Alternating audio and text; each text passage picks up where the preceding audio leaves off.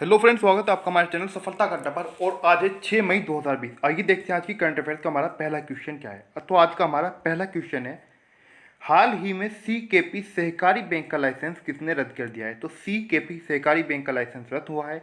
ये लाइसेंस किसने रद्द किया है? तो सीकेपी सहकारी बैंक का लाइसेंस आरबीआई ने यानी कि रिजर्व बैंक ऑफ इंडिया ने रद्द कर दिया है। किसने किया है? रिजर्व बैंक ऑफ इंडिया ने। अगर बात रिजर्व बैंक ऑफ इंडिया की करें तो इसकी स्थापना 1 अप्रैल 1935 को हुई थी। कब हुई थी?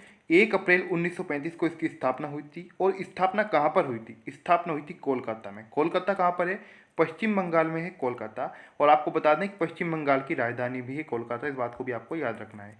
कोलकाता में स्थापना हुई थी, लेकिन ठीक 2 वर्ष बाद, उसके 2 वर्ष, लगभग 2 वर्ष बाद मुंबई में इसका जो मुख्यालय था उसको शिफ्ट कर दिया गया है। तो इसका जगह अगर आपसे पूछा जाए कि स्थापना कहाँ पर हुई तो कोलकाता में हुई थी। और अगर पूछा जाए कि आरबीआई का मुख्यालय कहाँ पर स्थित है तो आरबीआई का मुख्यालय मुंबई महाराष्ट्र में स्थित है। इस बात को आपको याद रखना है। और वर्तमान में इसके गवर्नर हैं शक्तिकांत दास। कौन है? शक्तिकांत दास। ये 25वें नंबर के गवर्नर हैं। कभी कभी ये भी पूछ लिया जाता है कि ये कौन से नंबर के गवर्नर हैं, तो 25वें नंबर के गवर्नर हैं। इस बात को आपको याद रखना है। इनसे पहले 24 गवर्नर रह चुके हैं आरबीआई के। शक्तिकांत दास वर्तमान में इसके गवर्नर हैं। आगे बढ़ते हैं, देखते हैं अगला क्वेश्चन क्या है। अगला क्वेश्चन है हमारा, निसार अहमद का निधन हुआ है, ये किस भाषा के कवि थे? तो निसार अहमद का निधन हो गया है, ये किस भाषा के कवि थे? ये कन्नड़ भाषा के प्रसिद्ध कवि थे। कौन सी भाषा के? कन्नड़ भाषा के प्रसिद्ध कवि थे। और इनको कर्नाटक सरकार के द्वारा कई वहाँ के स्थानीय राज्य स्तरीय पुरस्कार भी दिए जा चुके थे। और जिस जिस दिनांक में यानी कि जिस समय उसकी कर्नाटक की स्थापना हुई थी, तो जो उसको लेकर वहाँ पर दिवस मनाया जाता है, उस दिन जो पुरस्कार दिए जाते हैं वो पुरस्कार भी इनको प्राप्त था। निसार अहमद को वो भी इनको दिया गया था। इतने प्रसिद्ध कवि थे, इनका इतना समाज के अंदर योगदान था। और 2018 में इनको पद्मश्री से भी सम्मानित किया गया था। इस बात को आपको याद रखना है। आगे बढ़ते हैं, देखते हैं अगला क्वेश्चन क्या है। अगला क्वेश्चन है हमारा, आईओसी के नए चेयरमैन कौन होंगे? तो आईओसी के नए चेयरमैन की घोषणा हुई है, ये कौन बनेंगे? तो आईओसी के नए चेयरमैन बनेंगे माधव वेद। कौन बनेंगे? श्रीकांत माधव वेद आईओसी के नए चेयरमैन बनेंगे। आईओसी यानी कि इंडियन ऑयल कॉरपोरेशन की बात हो रही है। किसकी? Indian oil corporation. इसके नए चेयरमैन होंगे श्रीकांत माधव वेद।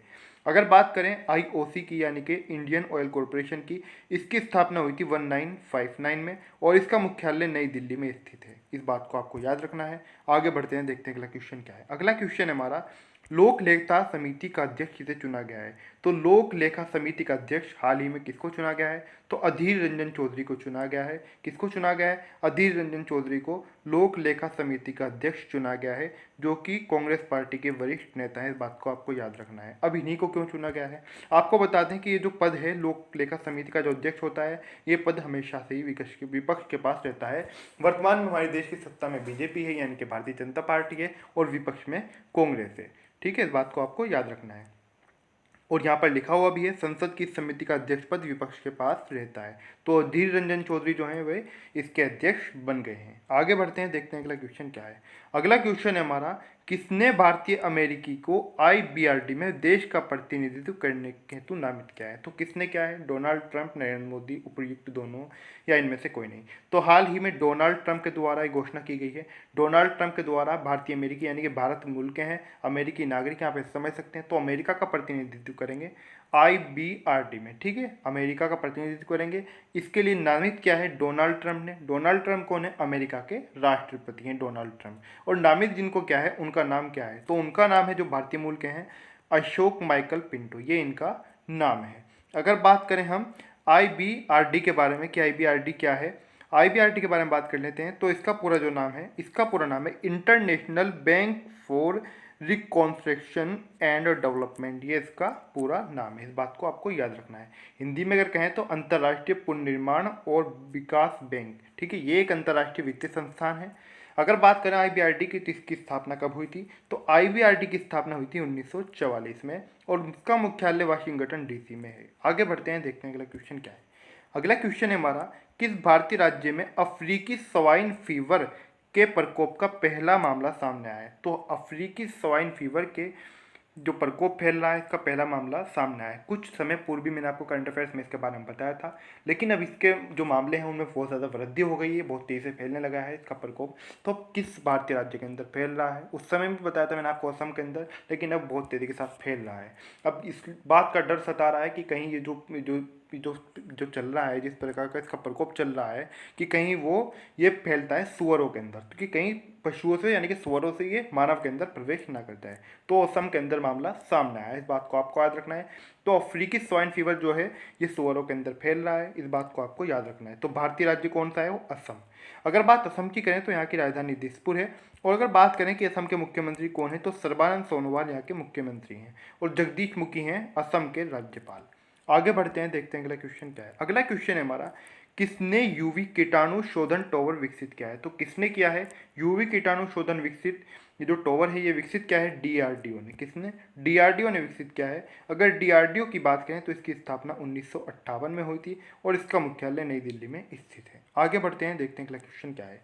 अगला क्वेश्चन है हमारा, किसने गवर्नमेंट ई मार्केट प्लस पर दशरस कलेक्शन का शुभारंभ किया है? तो government e market plus portal जो है इस पर दशरस कलेक्शन का शुभारंभ किया गया है। ये शुभारंभ किसने किया है? ये क्या है? केंद्र सरकार ने। किसने?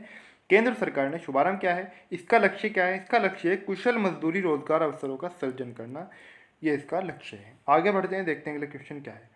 अगला क्वेश्चन है हमारा, कोरोना वायरस के बीच लोगों को मुफ्त और कैशलेस बीमा कवर प्रदान करने वाला देश का पहला राज्य कौन बन गया है? तो कोरोना वायरस के मद्देनजर ये देश का पहला राज्य बन गया है महाराष्ट्र। कौन बन गया है? महाराष्ट्र बन गया है। महाराष्ट्र की बात करें तो यहाँ की राजधानी मुंबई है और यहाँ के मुख्यमंत्री हैं उद्धव ठाकरे। शिवसेना की गठबंधन के साथ यहाँ पर सरकार है और भगत सिंह कोश्यारी हैं महाराष्ट्र राज्य के राज्यपाल। आगे बढ़ते हैं, देखते हैं अगला क्वेश्चन क्या है। अगला क्वेश्चन है हमारा, सेंट्रल विस्टा की नई संसद भवन परियोजना को मंजूरी किसने दी है?